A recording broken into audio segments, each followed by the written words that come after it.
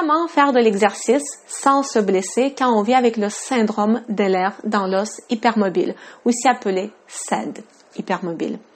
C'est un sujet qui est un peu personnel pour moi, puisque je vis depuis toujours avec une hyperlaxité et une hypermobilité assez importante. Pas au point de dire que c'est une maladie, que c'est un syndrome, mais c'est quelque chose qui a pendant longtemps contribué à des nombreuses douleurs que je ressentais un petit peu partout au niveau de mon corps, au niveau des articulations plus particulièrement, parce que je ne faisais pas les exercices d'une bonne façon qui était adaptée à mon corps. En effet, il y a des nombreux obstacles auxquels font face les personnes qui vivent avec SAD ou avec de l'hypermobilité quand il s'agit de l'exercice. En effet, tout le monde sait que bouger, c'est quelque chose qui est extrêmement important, mais en même temps, c'est vrai que malheureusement, le risque de se blesser est assez important chez ces personnes-là.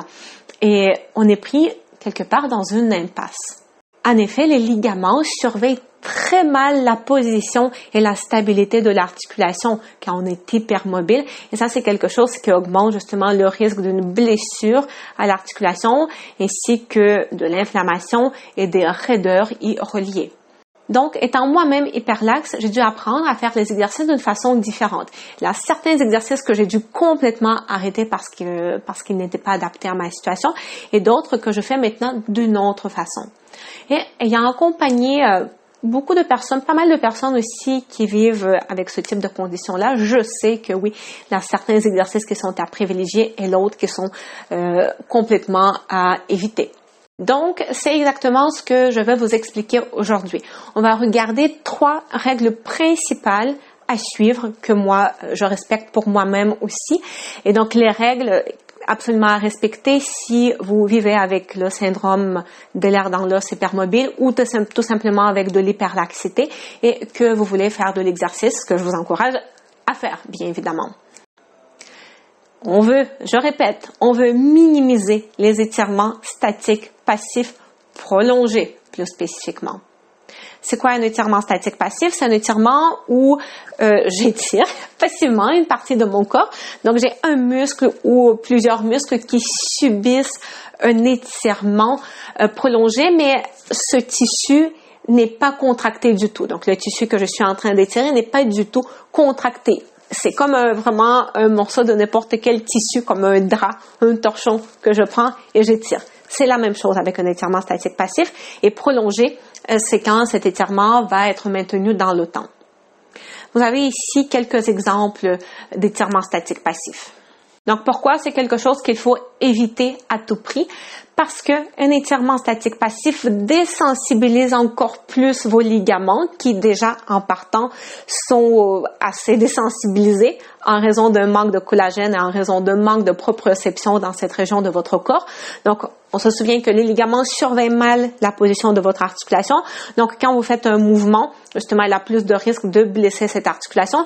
Et quand vous faites un étirement statique passif, ça désensibilise encore plus les ligaments et ça désensibilise encore plus l'articulation et ça diminue encore plus la proprioception. Donc, la conscience que notre cerveau a de cette région de notre corps. Et donc, on est encore plus à risque, en fin du compte, de se faire mal. Et souvent, on va s'en apercevoir qu'on s'est fait mal plus tard. Ça peut être dans quelques heures, ça peut même être dans quelques jours et on pourra même pas forcément faire le lien.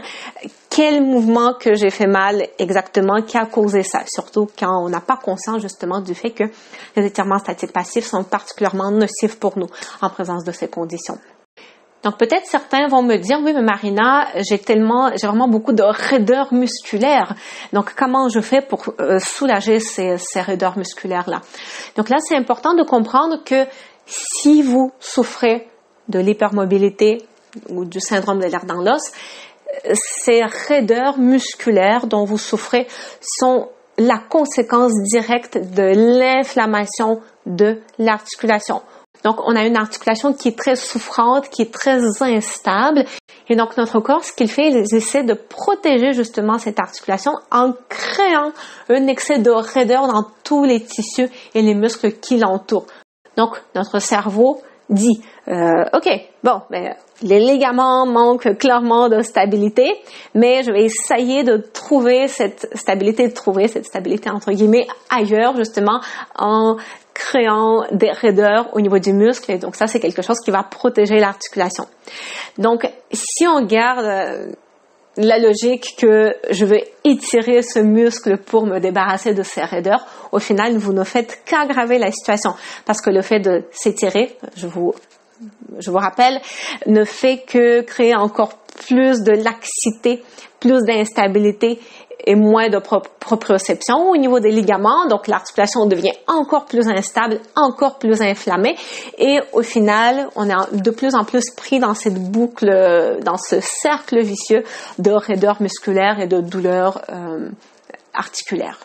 Alors, si on ne fait pas d'étirement, sur quoi on va se concentrer? Ça, c'est la deuxième règle absolument à respecter, à suivre si vous êtes hypermobile, hyperlaxe.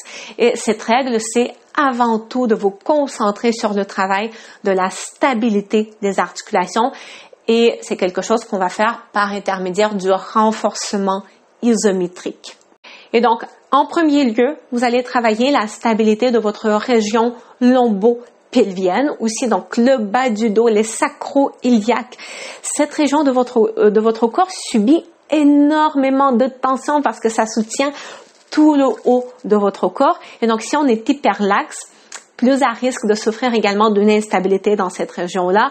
Les ligaments dans la région des sacro-iliaques, les ligaments de la hanche, vont très mal faire leur travail. Donc, on veut à tout prix stabiliser cette région pour prévenir dans la mesure du possible les douleurs au niveau du bas du dos, au niveau des hanches, au niveau sacro-iliaque, pour prévenir toutes sortes de bascule du bassin, que ce soit la bascule antérieure, bascule postérieure, annexée, souvent ça va être la bascule antérieure, annexée qu'on va observer, ou encore des asymétries, donc le décalage au niveau du bassin, toutes les choses dont les personnes hypermobiles, hyperlaxes risquent de souffrir, donc sont plus prédisposées à souffrir.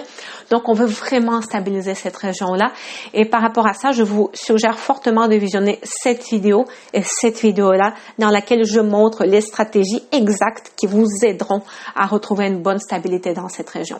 Okay? Et vous allez travailler également sur votre respiration. En effet, si vous manquez de stabilité dans la région de votre bassin, au niveau des articulations, votre corps aura tendance, une fois de plus, à créer un excès de raideur dans certains muscles, dont au niveau du diaphragme.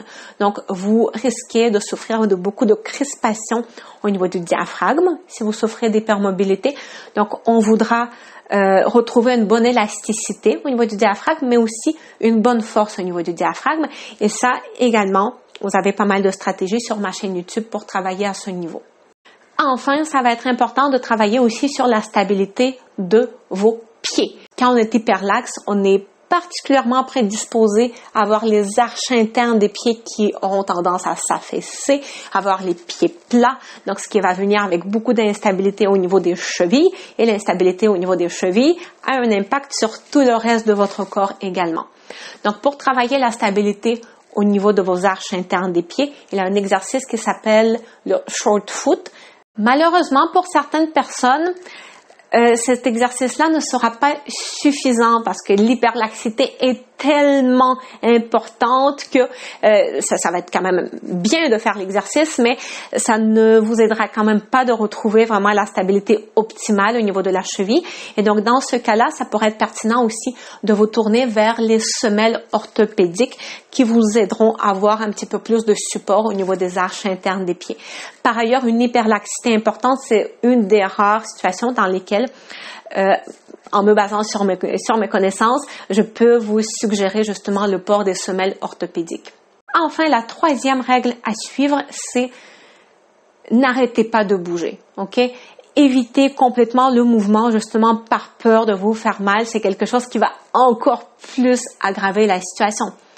Parce que bien évidemment, si vous arrêtez de bouger, vous perdez de la force au niveau de vos muscles. Ça, ce sont toutes les choses qui vont rendre vos articulations encore plus instables. Ce sont les choses qui vont encore plus affecter votre sens de proprioception. Et donc, au final, vous vous retrouvez avec les articulations encore plus instables, encore plus inflammées, avec encore plus de raideur au niveau des muscles, encore plus de douleur et encore plus de peur de bouger. Donc, on veut quand même éviter de se retrouver dans ce cercle vicieux. Donc, c'est important, c'est très important de bouger, mais c'est important de savoir aussi comment bouger. Et donc, c'est exactement les choses que je vous ai présentées dans cette vidéo. Donc, mettez en place ces techniques. C'est vraiment indispensable pour vous aider à retrouver le mouvement de la façon la plus sécuritaire possible si vous êtes hyperlaxe ou si vous souffrez de SED. Et par ailleurs, si vous manifestez suffisamment d'intérêt envers cette vidéo, sous forme de like, plus spécifiquement, je pourrais vous sortir une vidéo aussi avec une séance de yoga, une séance d'exercice spécifiquement adaptée aux personnes hyperlaxes et aux personnes qui vivent avec le syndrome de l'air dans l'os hypermobile. Donc, si c'est quelque chose qui vous intéresse, c'est important de mettre un like tout de suite sur cette vidéo, de vous abonner à ma chaîne YouTube et de laisser un petit commentaire en disant que oui, c'est quelque chose qui vous intéresse, que je vous fasse une session comme ça. On s'abonne, on like, on commente, on partage et on se revoit très bientôt.